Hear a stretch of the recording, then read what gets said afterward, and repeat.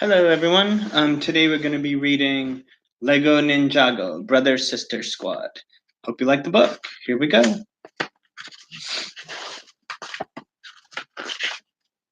People you will meet: Nia, Ninja and Master of Water; Kai, Ninja and Master of Fire; Crux, one of the Time Twins. He's a villain with power over time; Acronix, who is Crux's twin. He is also a villain with power over time; Vermilion Warriors, soldiers that serve Crux and Acronix. Their bodies are made of tiny snakes; Maya, Kai and Nia's mother; and Ray, Kai and Nia's father. Story number 1, Tag Team. Right, we're on our way. Nia switched off the Ultra Stealth Raiders communicator. Then she and her brother Kai zoomed through the empty streets of Ninjago City. The gang is back at the cave, Nia said. We're going to meet them there. It was evening. Nia and Kai had just escaped from a fight with Crux and Acronix, the Time Twins. Meanwhile, the other ninja had been fighting snake warriors. The snakes were trying to kidnap the best workers in the land.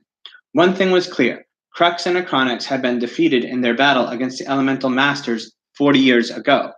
They were back, and they had an evil plan and an army of snake warriors. I don't get it, Kai said.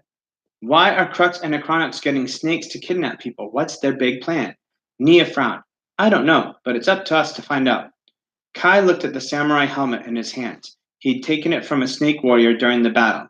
Kai had discovered it was the same as the helmets worn by Crux and Acronix during their battle against the elemental masters long ago.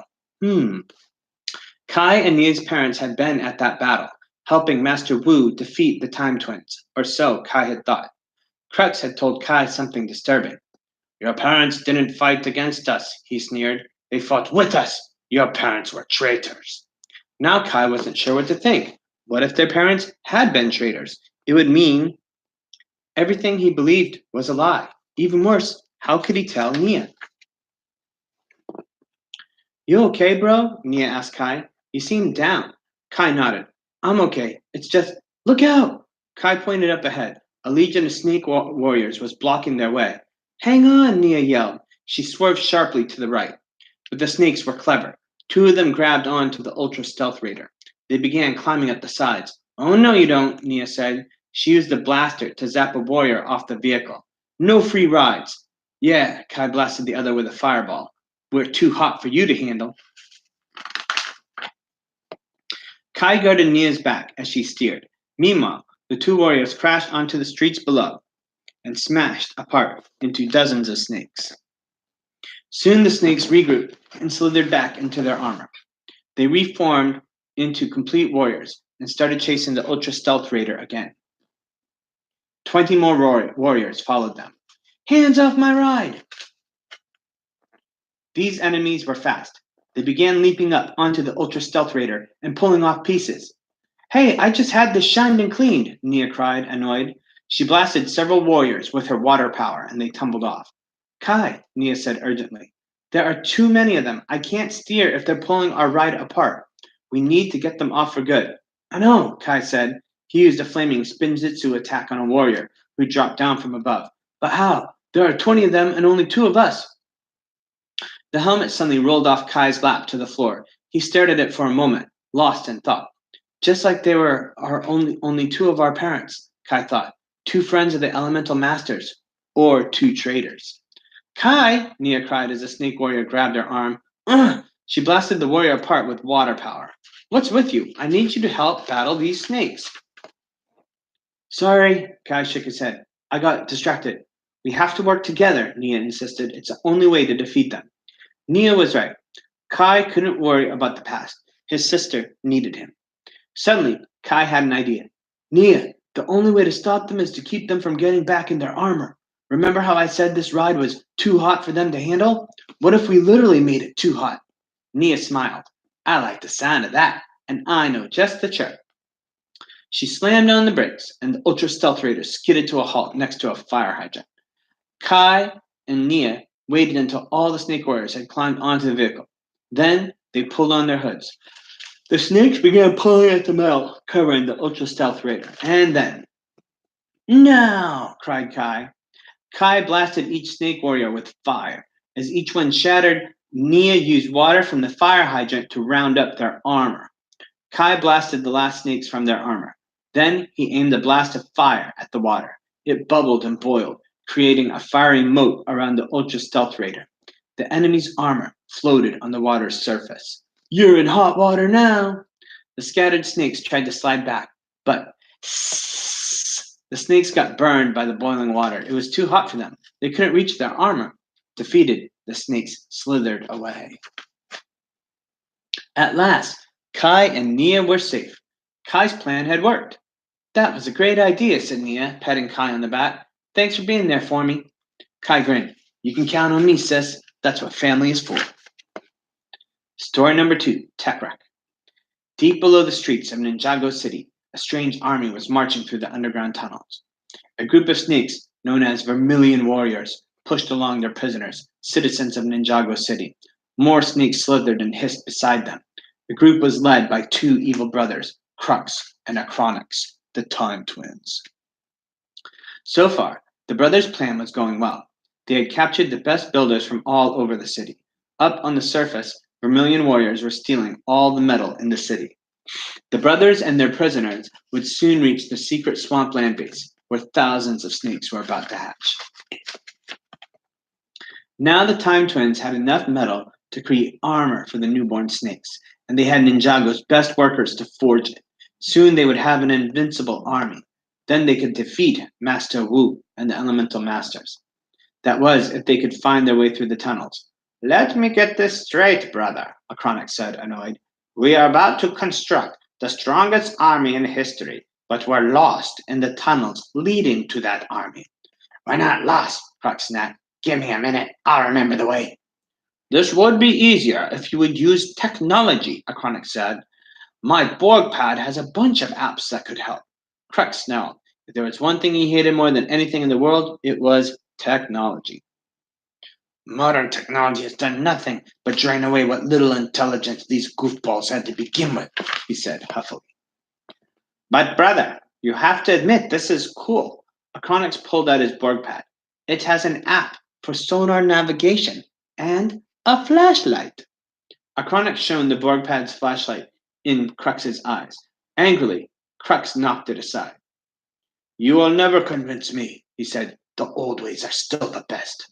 But at that moment, Crux led the army straight into another dead end. They would have to turn back.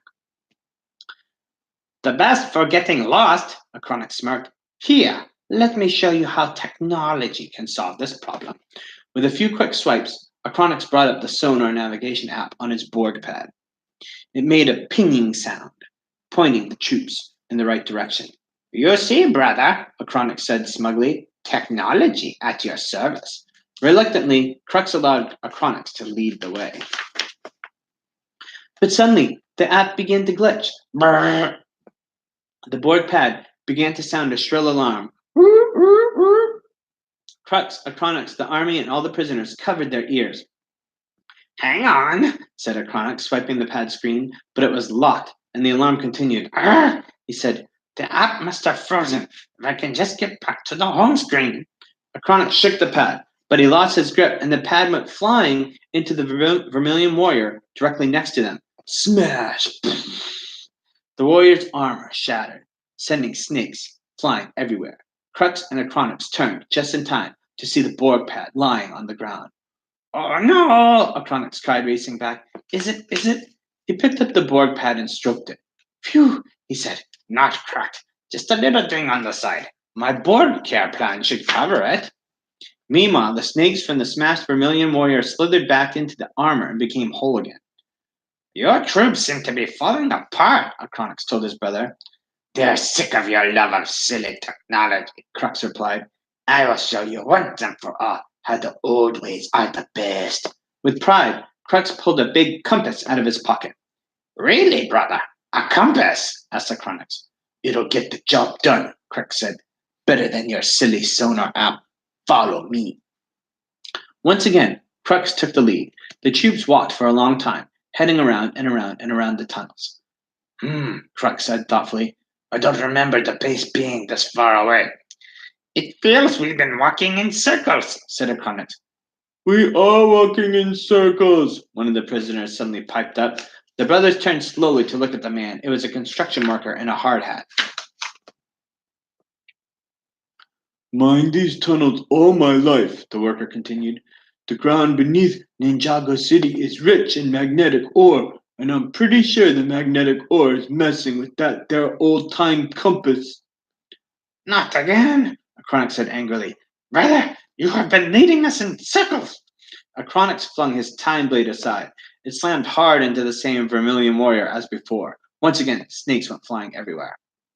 We are wasting time, Acronix snapped. And I hate wasting. He glanced down as the snake slithered past his foot and back into the armor.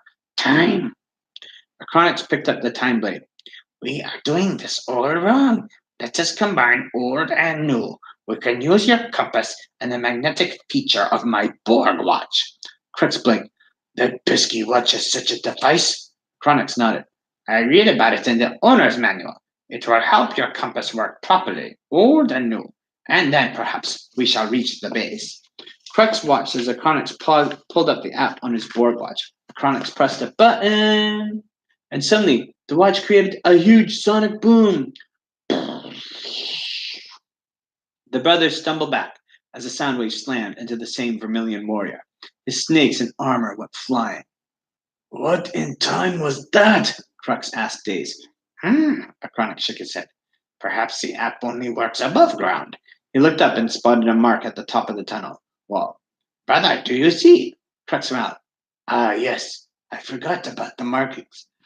I made them years ago to help guide us on our way. That arrow points to the tunnel that leads to the base. Acronix frowned. How could you forget that? Crux shrugged. 40 years is a long time, brother. Now we can continue without the use of your silly technology. Acronix sighed. Then he spied the dizzy, confused snakes from the shattered vermilion warrior slither back into the armor. I doubt we will ever agree on technology versus old ways, he said, but I'm certain we can agree on one thing. Your generals must teach this warrior to control himself. He keeps falling apart. The warrior was dumbfounded. He looked back and forth between the brothers and shocked. Indeed, Crux nodded. That is one thing we can agree on. Story number 3. The Ancient Library of Honomizu. Thunder rumbled in the black sky as a Destiny's bounty flew high above the boiling sea. Steam rose from the glowing red water. Lightning flashed. Even the bravest warrior would shiver at the sight. Not exactly our ideal vacation spot. But Kai and Nia gazed out over the bow of the Destiny's bounty. Kai held the scythe sword. Nia carried the glowing red reversal blade. Kai and Nia's parents, Ray and Maya, joined the ninja.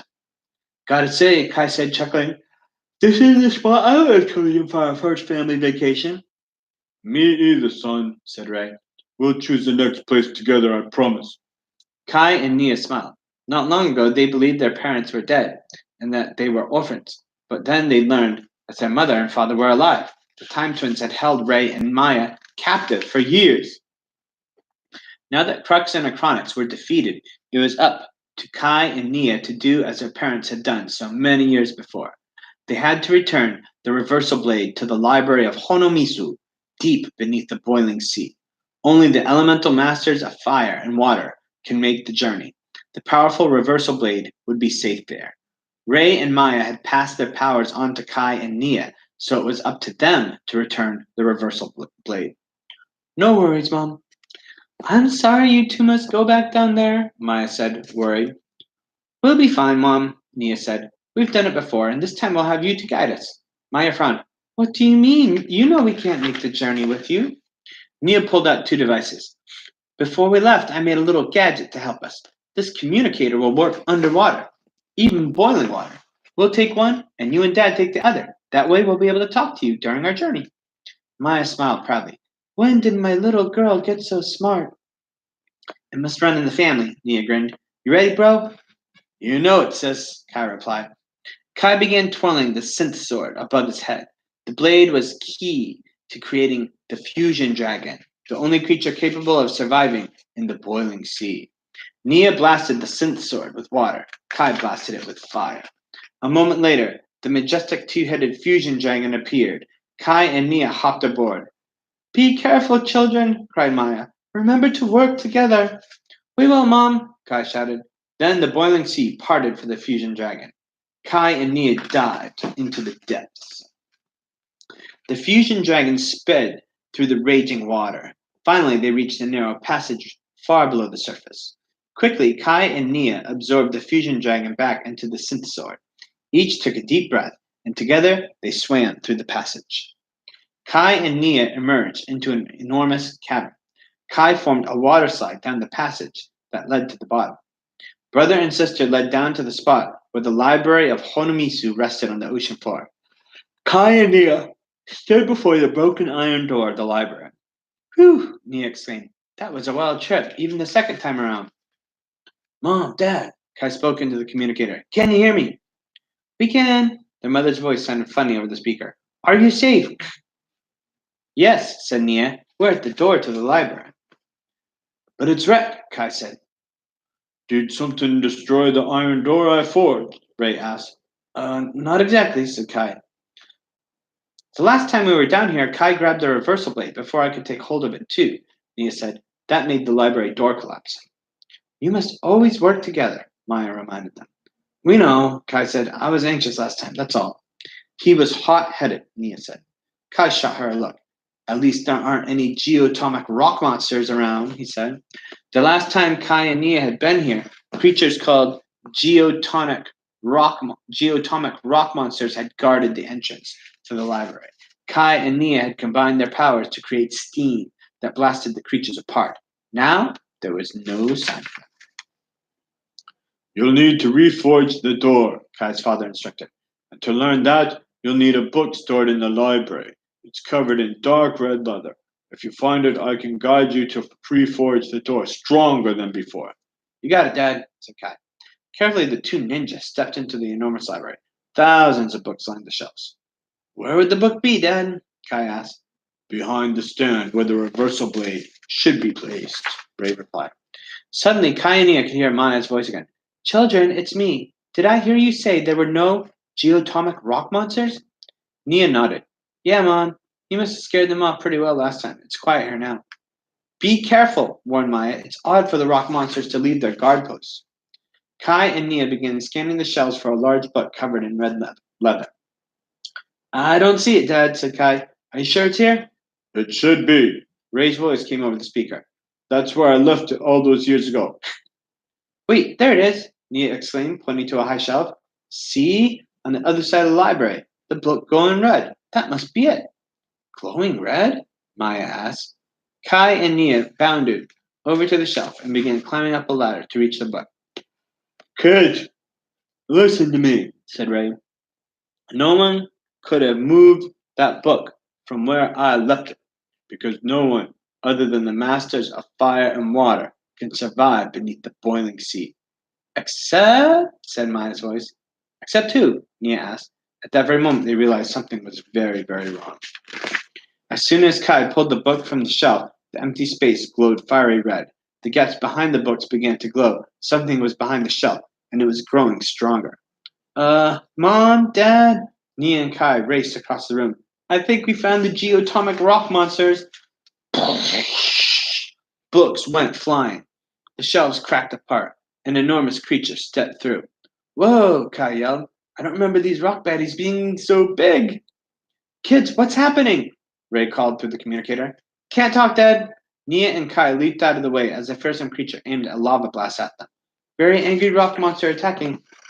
The creatures howled and fired another blast at Kai and Nia. The ninja barely managed to dodge out of the way. I thought the first ones were bad, Kai said to Nia. Turns out they were just babies. The only way to beat it is to work together, Nia said. We have to steam blast it from the inside, like before. Ready? As ever, sis, said Kai. 1, 2, 3. Together, Nia pummeled the rock monster with water blasts, while Kai heated the water up to steam. The water hissed and crackled as it hit the creature. For a moment, it looked like it would burst, and then the monster turned all the steam into a fiery blast. It aimed right at Kai and Nia. Ah! The ninja cried. Nia quickly created a water bubble shield around her and Kai. It took all her energy, but the shield held, barely. Rocky's learned a new trick, Kai cried. How do we beat him? Nia asked. If working together isn't the answer, what is it? Kids, their mother's voice crackled over the communicator. You need to work together, now, more than ever. But how? Nia yelled as another blast almost hit them. The synth sword, Ray insisted. Use it now. Kai and Nia looked at each other. The dragon? Kai asked, do you think? It's worth a shot, said Nia. Let's go. Kai raised the sword, and he and Nia shot the blade with water and fire. With a great smash, the fusion dragon appeared. Now's our chance, shouted Nia. Let's show Rocky here some real firepower. Ninjago! Using all their strength, Kai and Nia infused the dragon with their fire and water powers. They could feel the dragon rumbling the ground beneath them, and then, boom! The dragon unleashed a fiery blast like nothing Kai and Nia had ever seen. The geotomic rock monster howled in surprise. It started to crack apart. With a furious roar, the monster bounded away. It stumbled as through the broken iron door and into the depths of the boiling sea. We did it, Kai and Nia sighed. Kids, are you all right? Maya asked. Yeah, Mom, said Nia. You were right. Working together was the key. And I get the book, Dad, said Kai. Ready to get to work? Several hours later, the new iron door to the library of Honomisu stood proud and tall. It was stronger than ever. Kai and Nia carefully replaced the reversal blade on its base. Then they sealed the door shut and began the long journey back to the boiling sea's surface. Soon, Kai and Nia were standing aboard the Destiny's Bounty, hugging their parents. Great work, kids, Ray said, beaming. We're so proud of you, Maya added. Thanks, Nia said, smiling, but we couldn't have done it without you. I'd say today's work has earned us all some time off. What do you say we start that family vacation? After all, we have a lot of time to make up for. I think that's an excellent idea, said Ray. Where would you like to go? Anywhere, as long as we're together, said Kai. Then he winked. Let us choose somewhere we can chill out for a change. The end. Hope you enjoyed the book.